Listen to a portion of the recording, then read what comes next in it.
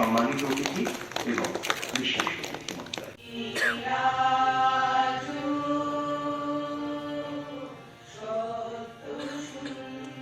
Manage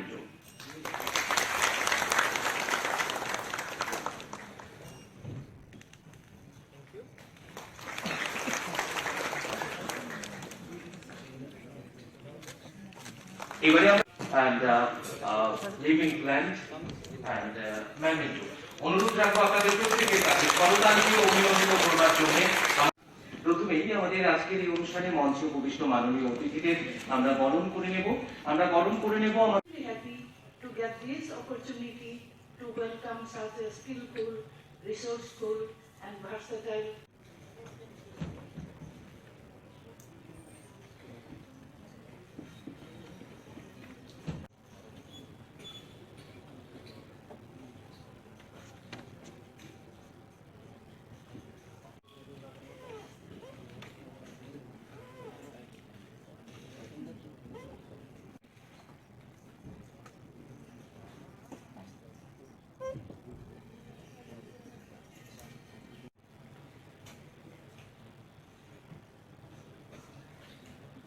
পূর্ব এখনো যারা প্রেক্ষাগৃহের বাইরে রয়েছেন অনুগ্রহ করে ভিতরে রাজ্যের মাননীয় মুখ্যমন্ত্রী শ্রদ্ধেয় প্রফেসর ডক্টর মানিক সাহা মহোদয় আর কয়েক মিনিটের মধ্যে প্রেক্ষাগৃহে উপস্থিত হবেন এবং এই guest of honour in today's programme honourable director national pharmaceutical pricing authority government of India Shri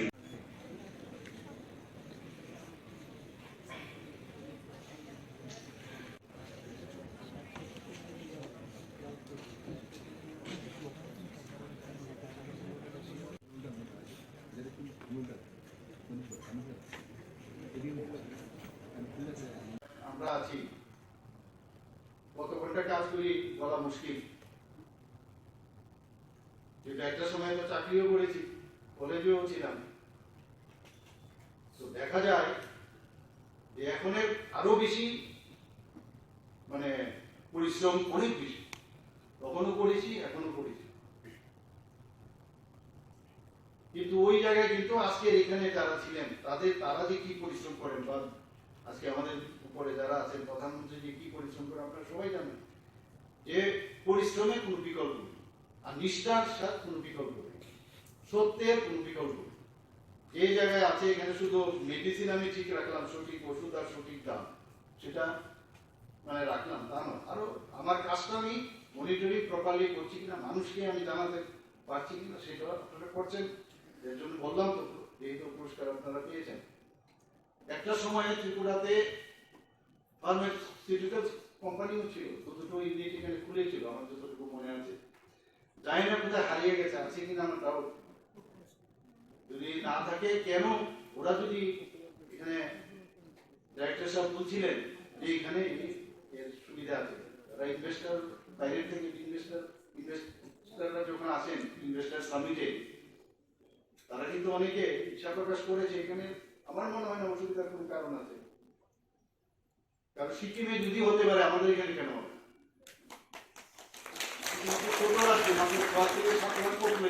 এখানে কেন হবে না? এই বিষয়টা সেক্রেটারি সাহেব এখানে আছেন, বলবো ডাইরেক্টর সাহেব এখানে আছেন, এই বিষয়গুলো নিয়ে কিন্তু আমাদের চিন্তা ভাবনার বিষয়, কারণ এতে করে আমাদের একটু ইন্ডাস্ট্রিও করবে, আর আমরাও গর্বের সাথে বলতে পারবো যে আমাদের ত্রিপুরাতেও এখন মেডিসিন তৈরি। আমি যে জায়গায় আমার অরিজিনাল বাড়ি সে তো চাই দিয়ে খালি মানে ফার্মাসিউটিক্যালসের সেই ফার্মেসি ছোটবেলা থেকে মানে এটাকে বলে কি বলবো একদম সেন্টার।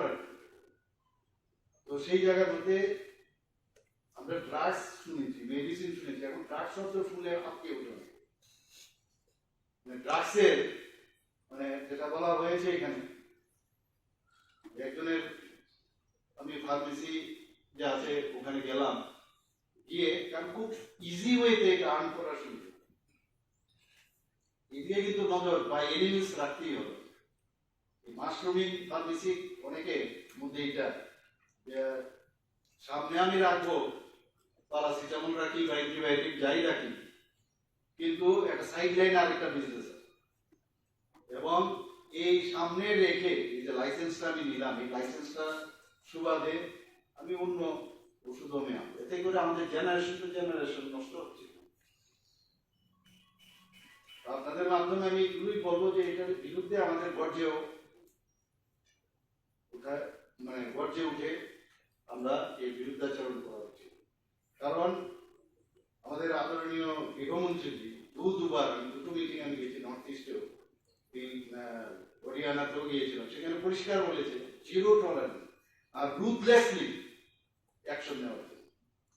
এবং যে কারণে আমাদের ত্রিপুরার থেকে সেকেন্ড হাইয়েস্ট সিজার, আপনারা সময় জানেন যে নর্থ ইস্টের মধ্যে সেকেন্ড হাইয়েস্ট সিজার, এবং আমরা ডিস্ট্রাকশনের দিক থেকে সেকেন্ড হাইয়েস্ট। তাহলে এত আমি তো চলছি সেকেন্ড হাইয়েস্ট, এটা তো জিরোতে আসা উচিত, তো তৈরিও হচ্ছে, বাইরের থেকেও আসছে আরো বেশি। যতক্ষণ ধরে সচেতনতা আমাদের বৃদ্ধি না হয়, ততক্ষণ ধরে এই যে ড্রাগ এডিকশনের বিষয়টা, সেটা কোনোদিন আমরা সমাধান করতে পারবো। আমাদের ড্রাগের বিষয়ে আমরা চিন্তা ভাবনা আছে, এই যে কতগুলো সেন্টার আছে আমাদের ডি এডিকশন সেন্টার, সমস্ত জেলাতে যাতে একটা করে করতে পারি সেই বিষয়ে আমরা কাজ করছি, ভাবনা চিন্তা আছে, সেটা হয়তো আগামী দিনে আমরা করবো। এখন প্রাইভেট সংস্থা দুটো আছে, আমাদের একটা আছে সরকারের তরফ থেকে, কিন্তু আরো বেশি যাতে হয়, এবং আরো অনেক বিষয় এর সাথে রিলেটেড। ডিমান্ড আছে, এখন আগে ছিল যে ডিমান্ড মানে ড্রাগ নেওয়ার জন্য ডিমান্ড, এই ড্রাগ মানে কি সেই ড্রাগ নয়, ডিমান্ড বাড়ছে এবং অন্য আরেকটা প্রতিবেশী দেশকে দিচ্ছে, মায়ানমার হয়ে, আসাম হয়ে, এখানে ত্রিপুরাতে এটাকে মানে করিডোর বানিয়ে বাংলাদেশে যাচ্ছে। বাংলাদেশের ওরা মিনিস্টাররা এসেছেন এবং এখানে বারবার এই কথাটা বলেছে, কিন্তু আমরা এটাকে শক্তভাবে আমরা মোকাবেলা করছি, যে কারণে ওরা সাধুবাদ জানিয়েছে। আমি বলবো যে বিষয়গুলো সবগুলোই আমাদের দেখার দরকার, এবং আগামী দিন আপনাদের যে বিভিন্ন যেসব মনিটরিং সংস্থাগুলো আছে, আমাদের ভালো কাজ করছেন, এবং এখানে আসার পর আমার নতুন আরেকটা অভিজ্ঞতা হবে, এর আগে তো আর কোনোদিন আসেনি, রোজই অভিজ্ঞতা হয়। এই অভিজ্ঞতা হওয়াতে আমি নিজেকে অত্যন্ত ভাগ্যবান মনে করছি, এবং এইভাবেই রিলেশন হয়। এবং আগামী দিন যেটা এখানে বলা হয়েছে, এক রাজ্য এক ত্রিপুরা, শ্রেষ্ঠ ত্রিপুরা আমরা বানাবো, সবাই মিলে আমরা কাজ করবো। এখানে উপস্থিত সবাইকে আমি শুভেচ্ছা জানিয়ে আজকের এই সেমিনার সার্থক হোক এই কথা বলে আমি আমার বক্তব্য শেষ করছি। এখানে একটা লেখা আছে কি, সঠিক ঔষধ সঠিক দাম এবং অ্যাফোর্ডেবল মেডিসিন পাওয়া, এ হচ্ছে মূল বিষয়, যে কারণে আজকে সেমিনার। আমাদের মাননীয় প্রধানমন্ত্রী সবসময় বলেন যে আমরা মানুষের, সেই দিশায় উনি সবসময় কাজ করছেন, আমাদের সরকারও সেইভাবে সেই দিশায় কাজ করছে। ওষুধের সাথে মানুষের সম্পর্ক, একটা মানুষকে বেঁচে থাকতে গেলে ওষুধ ছাড়া চলবে না, আমরা সবাই জানি, কিন্তু ওষুধের যে ফিক্স করা, তার রিজনেবল প্রাইস মেনটেন রাখা, এটা কিন্তু ইনডিসপেন্সেবল। ওষুধ কিনতেই হবে, ওষুধ দিতেই হবে, ডাক্তারবাবুরা লিখতে হবে, আমরা লিখি, এবং কিনতে বাধ্য। তো ওই জায়গায় অনেক সময় অনেক গরিব মানুষ আছে, তাদের কাছে সেই টাকা পয়সার সমস্যা থাকে, অর্থনৈতিকভাবে তারা দুর্বল থাকে। সেই দুর্বল অবস্থায় কিন্তু ট্রিটমেন্টটা নিতে হবে, ওষুধটা খেতে হবে, সেটা সার্জিক্যাল পোস্ট সার্জারি হোক, সার্জারি হোক, বা নর্মাল মেডিসিনাল কারণেই হোক, সবসময় ওষুধ ছাড়া। এটা একটা কিন্তু ভেরি হারকুলিয়ান কাজ, এত সহজ না। এই যে এনপিপিএ, অর্থাৎ ন্যাশনাল ফার্মাসিউটিক্যাল প্রাইসিং অথরিটি, ওনারা যে কাজটা করছেন সেটা কিন্তু সাধারণ মানুষের জন্য। এটা যদি ঠিক রাখা যায় তবে মানুষ বেঁচে থাকবে, আদারওয়াইজ ভেরি ডিফিকাল্ট। বিভিন্ন সময় আমরা দেখি, কোভিডের সময় ওষুধ নিয়ে অনেক কালোবাজারি হয়েছে, অনেক জায়গার ইভেন অক্সিজেন নিয়ে কথা বলছিলেন, এখানে বলার চেষ্টা করেছেন, কিন্তু এই রেগুলেটরি বডি থাকাতে সেটা সম্ভব হয় এবং এটা আমাদের এই সম্পর্কে যারা পর্দার পেছন থেকে এই কাজগুলো করছেন সাধারণ মানুষ কিন্তু অবগত নয়। আমি যতটুকু, কিন্তু আমি ভাবলাম এই বিষয়টা আমি আনবো, কিন্তু যেভাবে ভিডিওটা এখানে দেখিয়েছেন যে প্রতিটা ডিস্ট্রিক্টে আপনারা বিভিন্ন সেমিনার করেছেন, বিভিন্ন জায়গায় আমি বললাম যে বোধহয় আপনারা কোথাও কিছু করেন না, কারণ এখানে অফিস আছে সেখানে, কিন্তু আপনারা দেখিয়ে ফেললেন। কিন্তু তারপরও আরো সচেতনতা দরকার। এই সেমিনারের মেইন উদ্দেশ্য হচ্ছে যে সঠিক দাম কিভাবে ঠিক রাখা ওষুধের। এই যে কমিটিগুলো গভর্নমেন্ট অফ ইন্ডিয়ার বিভিন্ন স্টেট গভর্নমেন্টের যৌথ উদ্যোগে যে কাজগুলো করছে, বিভিন্ন যে PMREOC যে price monitoring and research unit, কিভাবে যারা এই মেডিসিনগুলো বানান সেই সংস্থার তাদেরও তো প্রফিট হতো, তাকে যে মনিটর করা যে কতটুকু আপনার যে রিটার্ন ইনকাম ট্যাক্সের রিটার্ন দেয় সেই রিটার্ন কতটুকু গেল, সেই তুলনায় মিনিমাম যতটুকু মানে তাদেরও তো বাঁচতে হবে, সেই যে মনিটরিং করা ওষুধটার দাম এক্স্যাক্টলি কত দাম পড়ছে সব মিলিয়ে মনিটরিং এর খুব দরকার। এবং তার জন্য যে রিসার্চ ইউনিট আছে এবং তারা ঠিকভাবে কাজ করছে। এখানে ড্রাগ প্রাইসেস কন্ট্রোল অর্ডার 1995 এর যে বিভিন্ন যেসব গাইডলাইন্স আছে সেই গাইডলাইন সম্পর্কে অনেকের সম্ভব ধারণা কিন্তু নেই। এখানে CAPPM অর্থাৎ consumer awareness publicity and price monitoring, এই যে বিষয়গুলো আছে এগুলো নিয়ে আরো গ্রাসরুট লেভেলে কথা বলা প্রয়োজন এবং মানুষকে জানানো প্রয়োজন যে সরকার একটা কন্ট্রোলিং অথরিটি আছে। শুধু আমরা ড্রাগ ইন্সপেক্টর আমরা জানি যে যাই ওষুধের দোকানে জিজ্ঞেস করে যে তোমার যে আমাদের যে গাইডলাইন্স অনুসারে যা যা জিনিস প্রয়োজন সেগুলো ঠিকঠাক আছে, মানুষ এইটুকুই জানে। আবার ড্রাগ ইন্সপেক্টর যখন যায় কোনো ফার্মেসিতে তখন কিন্তু ভয়ে আতঙ্কিত থাকে সবাই, ওইটাও হওয়া উচিত না। লাইসেন্স দেওয়ার সময় দেখা উচিত আগের থেকে, এটা অনেক দিনের পুরনো সমস্যা। আবার এখন যেটা হচ্ছে যে মনিটরিং প্রাইস প্রপারলি যে স্ট্রিপের মধ্যে ঠিকভাবে লেখা আছে কিনা, কারণ যেখানে নর্মাল বিষয় সেখানে কিন্তু এক নর্মাল বিষয় থাকে, দেখেও বোঝা যাবে না কোথায় কি সিল মেরে কোথা থেকে কি নিয়েছে দাম। এই যে মনিটর করা প্রপারলি সেই দামগুলো লেখা আছে কিনা, অনেক স্টিকার মারে সেগুলো আমরা দেখেছি। বিভিন্ন দোকানে অনেক সময় দেখা যায় ওই দোকানে গেলে দাম কম, আরেক দোকানে গেলে দাম বেশি। ওই যে আস্থা, এই আস্থাটা কিন্তু very important.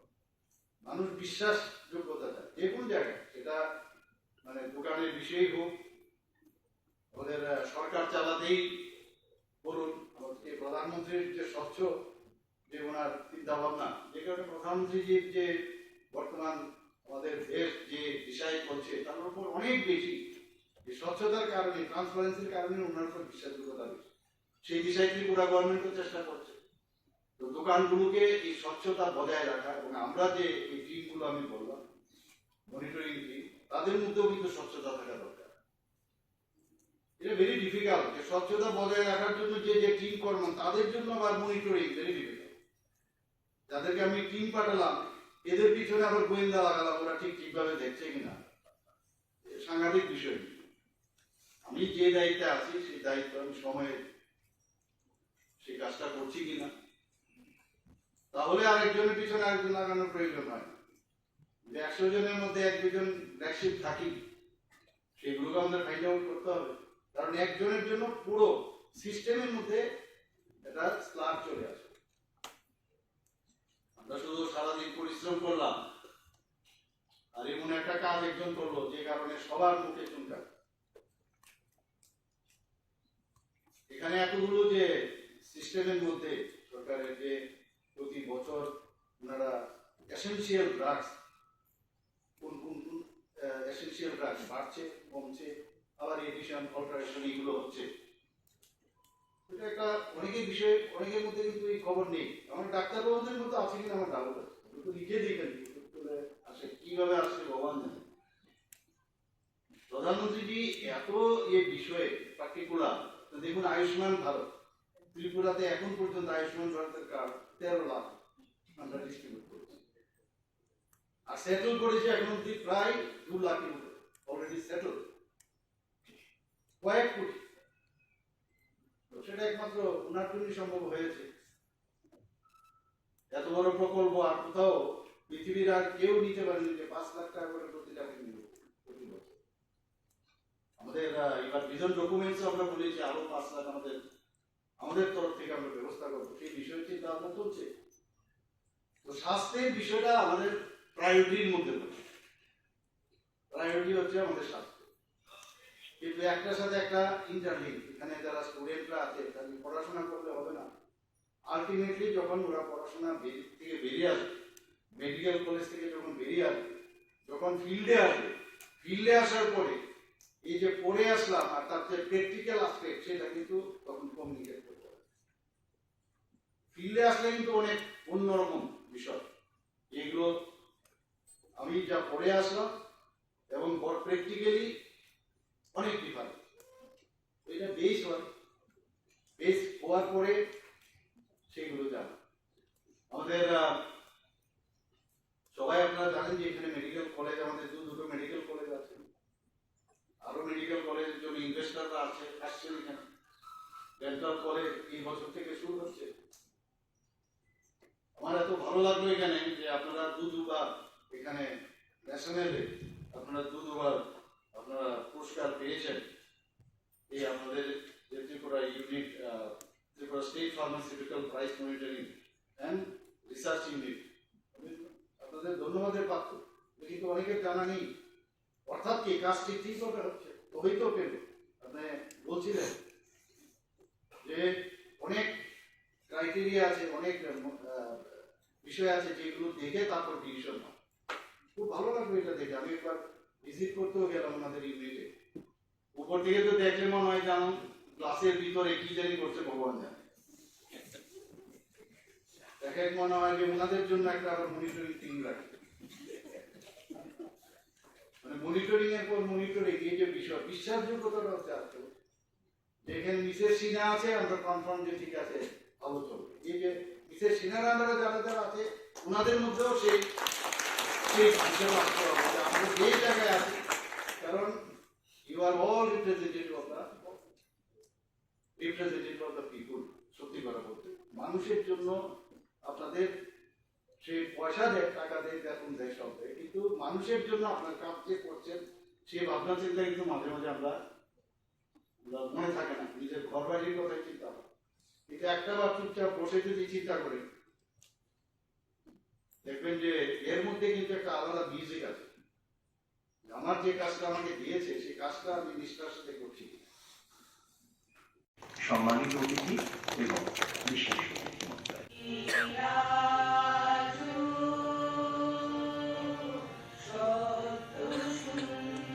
ম্যানেন্টো।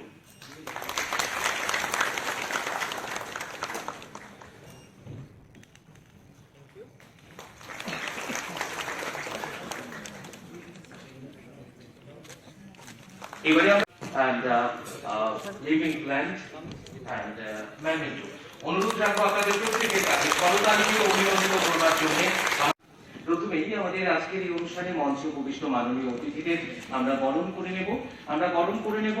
Happy to get this opportunity to welcome such a skillful, resourceful and versatile